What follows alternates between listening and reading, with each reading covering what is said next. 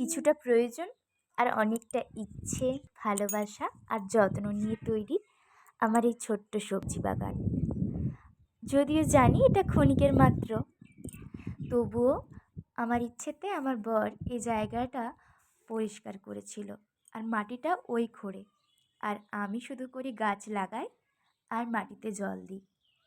এখানে সব বীজ পাওয়া যায় না, ছুটিতে যাওয়ার সময় বাড়ি থেকে নিয়ে আসছি। বাইরে বসে গ্রামের আমাদের নিজেদের দেশের সবজি খাওয়ার মজাটাই আলাদা, তাই না?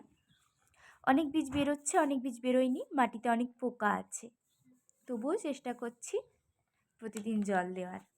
এখানে ভীষণ গরম হয়, আর শীতকালে আমার প্রিয় সবজি বাগানটা একেবারে নষ্ট হয়ে গিয়েছিল। 1 মাস সূর্যের আলো পায়নি, প্রতিটা গাছ পচে গিয়েছিল। এখনও একটা দুটো করে গাছ বেরোচ্ছে পোকার জন্য,